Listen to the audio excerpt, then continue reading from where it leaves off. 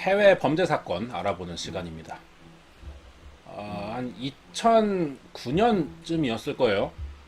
아직 기억하시는 분들도 꽤 많으실 거라는 생각이 드는데, 국내 유명 남성 개그맨이 자기 지인의 벤츠 차량을 절도한 사건이 있었습니다.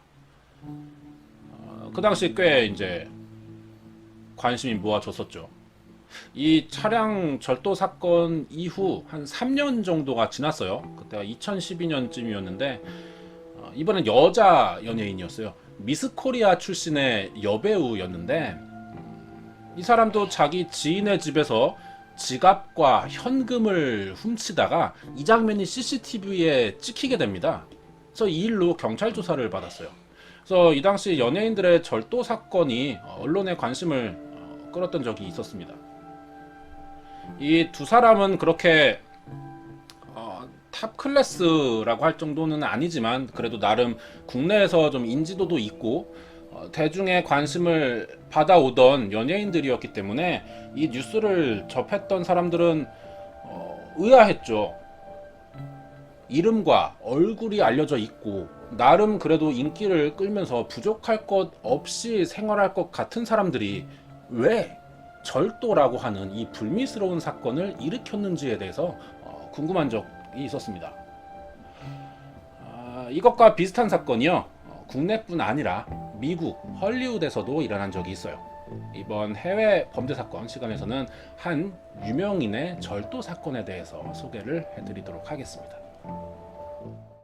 2002년 11월 6일 이 사진은 미국 캘리포니아에 있는 비버리 힐즈에 위치한 법원이에요. 이 법원 로비에 방송국과 신문사에서 나온 취재진들 그리고 카메라도 있었고 이날 이 재판을 방청하기 위해 들어온 사람들로 인해서 발 디딜 틈이 없었다 그래요.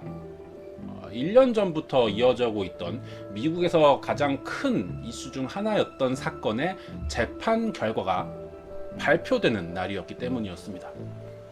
이곳 로비에는요, 미국에 있는 크고 작은 방송국과 여러 신문사에서 나온 기자들 그리고 리포터들이 몇 시간째 대기하고 있는 채로 한 사람의 등장만을 기다리고 있었습니다. 예정된 시간보다 약간 늦게 검정색 차 한 대가 도착을 했고 그 차 안에서는 한 여성이 내렸습니다. 그러자 로비에서 대기 중이던 수많은 카메라들은 그 여성을 향해서 플래시를 터뜨리기 시작을 했고요. 이 여성의 등장을 기다리던 지루한 리포터들은 벌떡 일어나서 이 여성의 목소리를 조금이라도 자신의 마이크와 녹음기에 담기 위해서 경호원들과 몸싸움도 서슴지 않으면서 인터뷰를 시도했습니다. 이 여성은 당시 단정해 보이는 짙은 청색 정장 차림에 창백해 보이는 메이크업을 하고 있었다 그래요. 약간 피곤한 모습을 하고 있기는 했지만 당당하게 자신과 함께 차에서 내린 변호사들과 법원 안으로 들어갔습니다. 전 국민의 관심을 받고 있던 이 사건에서 법정을 향해 당당하게 걸어가던 이 여성은 안타깝게도 피해자가 아니라 이 사건의 피의자로 재판장에 서게 됐던 건데요. 재판장에 서게 된 이 피의자의 이름은 위노나 라이더, 죄명은 상습 절도였습니다.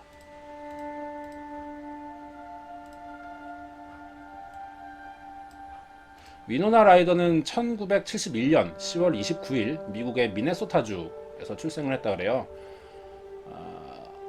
영화 데뷔는 1986년에 단역으로 데뷔를 했다가 91년도에 찍은 영화가 굉장히 큰 흥행을 하면서 이제 유명세를 타게 됐던 건데 여러분들 잘 알고 있는 영화입니다. 팀 버튼 감독의 이 가위손에 이제 조니 뎁과 상대 주연 여배우로 출연을 했었죠. 이 영화가 전 세계적으로 큰 성공을 하게 되면서 이제 스타 반열에 올랐었고요. 그 이후에 뭐 드라큘라, 청춘 스케치라든지 에일리언 4 등의 다양한 장르의 영화에 출연하면서 얼굴이 상당히 이뻤기 때문에 연기력도 좋았고요. 그래서 골든글러브와 아카데미 시상식의 후보로까지 거론될 정도로 굉장히 큰 성장을 보이게 됩니다. 2000년에는 헐리우드의 명예의 전당에 이름을 올리기도 했어요. 굉장히 큰 영광이죠. 영화배우로서는. 세상에서 가장 냉정하다라고 하는 이 헐리우드에서 성공한 여배우로 주목을 받고 있던 여성이 어쩌다가 상습 절도라고 하는 죄명으로 재판장에 서게 됐을까요? 2001년 12월이었습니다. 위노나는 한 백화점에서요, 유명 브랜드 의류와 액세서리들을 몰래 자기의 옷에 숨겨서 나오는 모습이 이 백화점의 CCTV와 경비원들에 의해서 발각이 됩니다. 당시에 위노나가 훔친 물건들은요, 명품 원피스, 핸드백 등의 고가의 제품들이었다 그래요. 훔친 물건들의 액수만 5,500달러 정도, 우리 돈으로는 660만 원에 해당하는 금액이었었다고 합니다. 위노나가 이 사건으로 이제 LA 경찰들에게 체포가 됐고 이제 재판장까지 가게 됐던 거죠. 위노나가 재판장에서 했던 말이 있는데, 자신은 이게 절도가 아니라 다음 배역의 캐릭터 연구를 하기 위한 연기 연습이었다라고 하던지, 일부러 훔치려고 의도한 것이 아니라 미리 신용카드를 상점에 맡겨두었기 때문에 나는 절도를 한 것이 아니다 라는 등의 좀 약간 억지스러운 주장을 했어요. 실제로 이 백화점의 CCTV의 영상이 인터넷에서 확인할 수도 있는데요. 위노나와 이제 변호사들의 말대로 정말로 다음번 배역을 위한 연기 연습을 위해서 한 일이었는지, 아니면 진짜로 물건을 훔치는 장면인지를 우리가 한번 확인해 보도록 하겠습니다. 실제 백화점 CCTV예요. 뭘 잔뜩 들고 있죠, 지금 손에.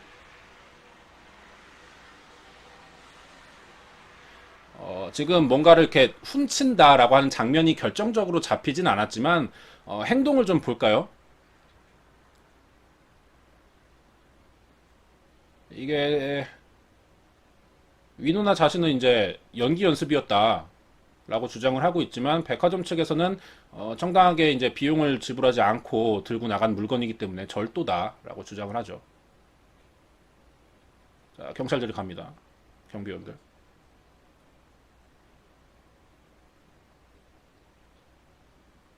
네, 다시 들어왔어요.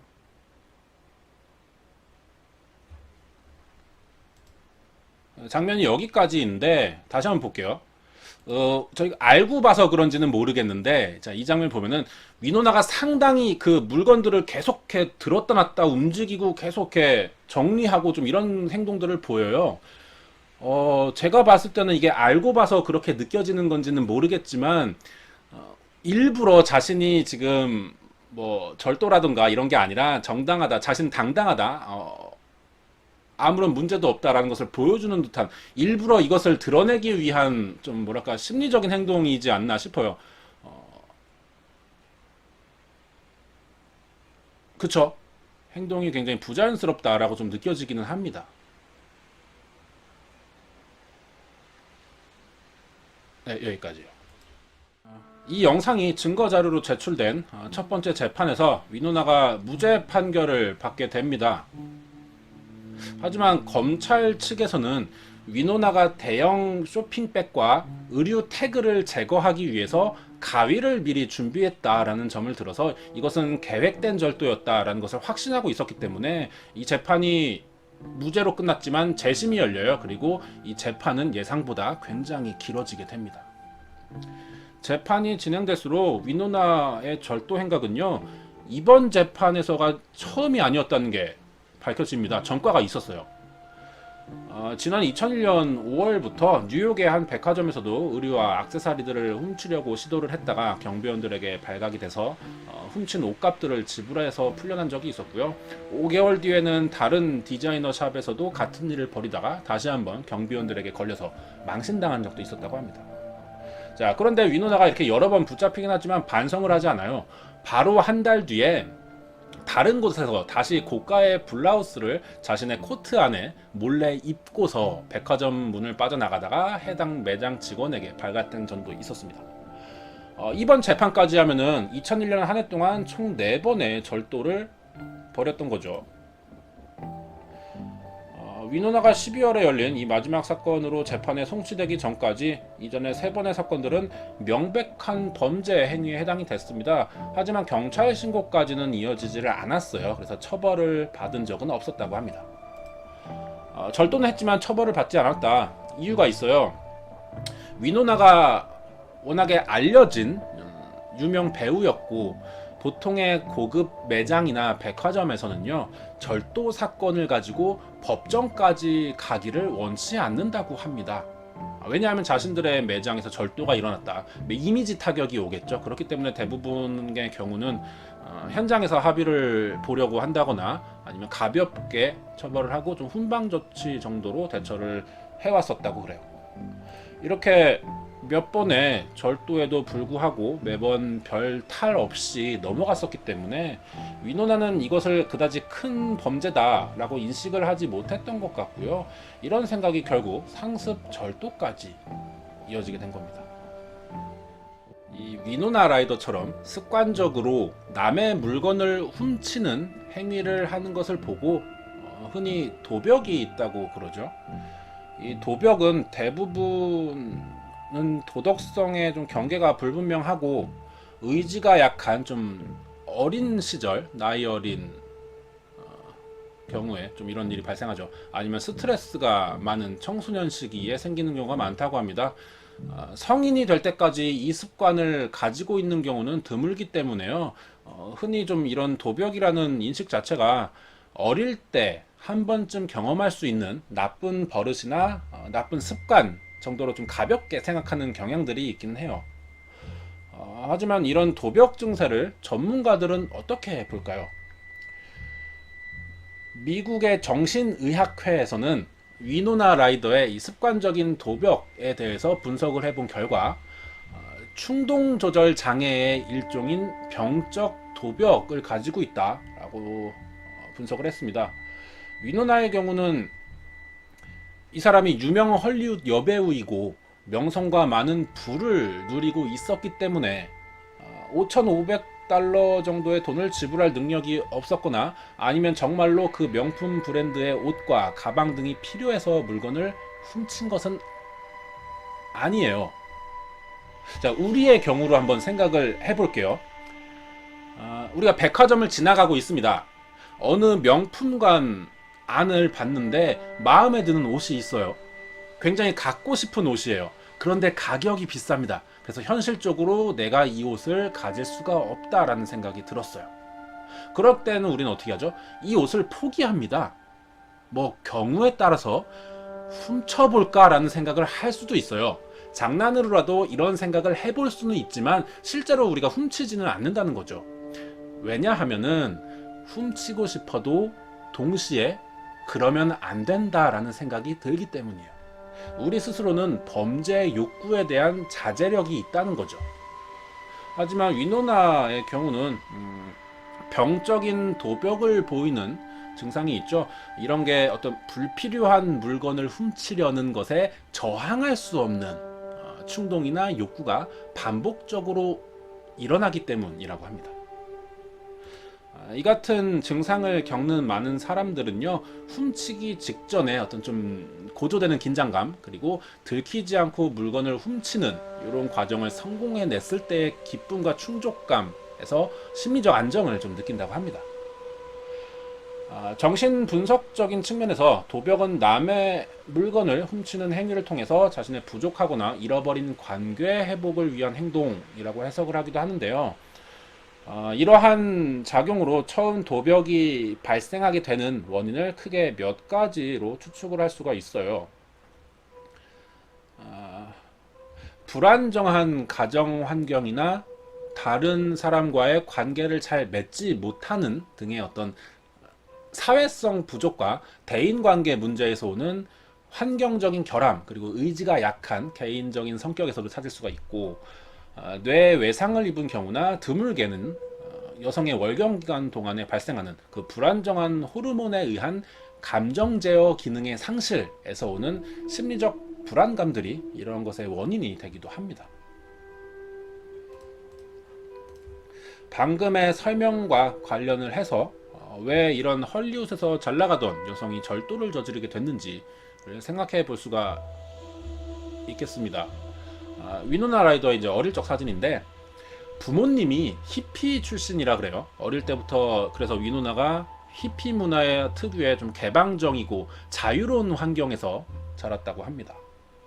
청소년기의 위노나가 좀 중성적인 외모를 가지고 있어요.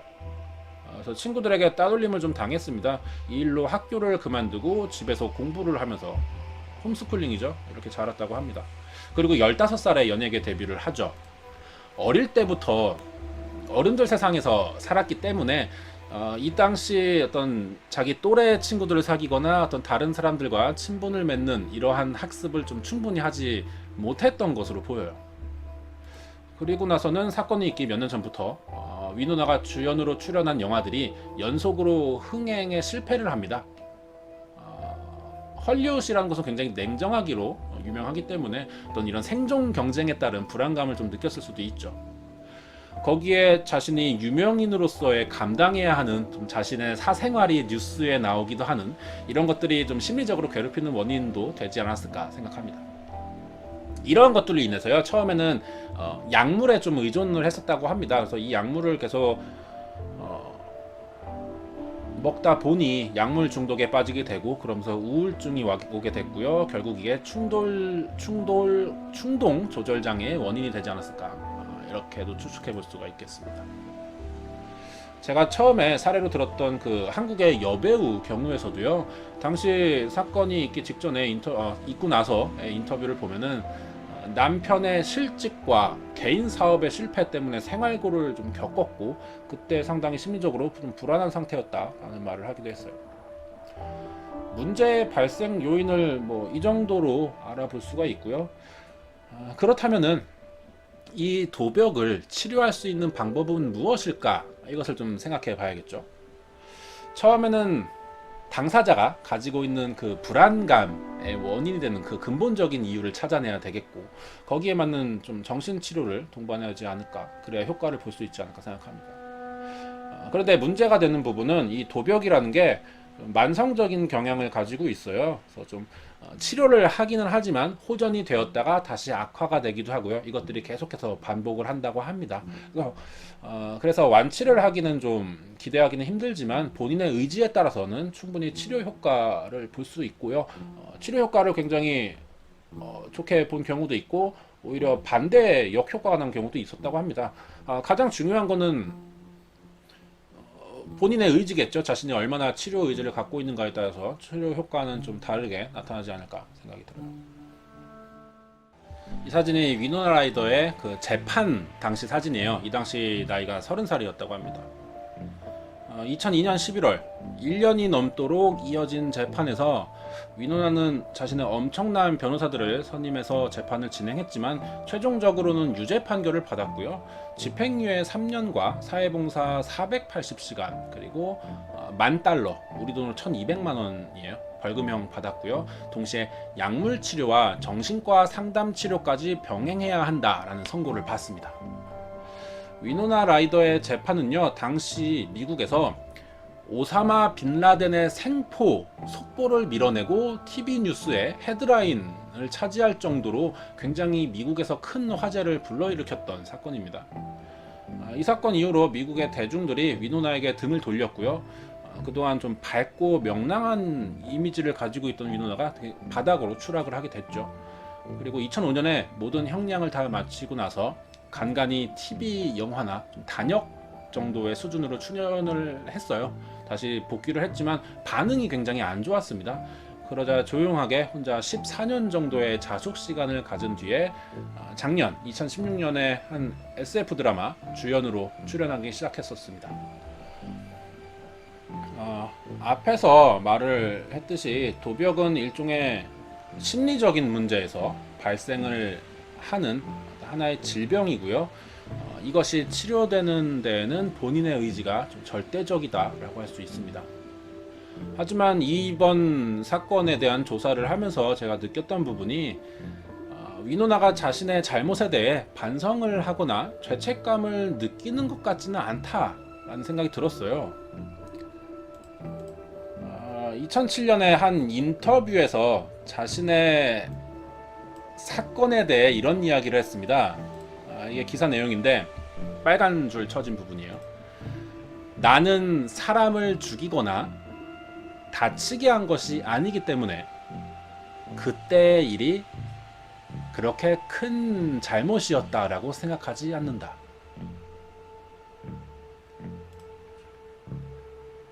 한국에서는 절도를 가지고 이제 최소 6년 이하의 징역이나 벌금 1,000만 원 이하에 해당하는 중범죄로 규정하고 있습니다.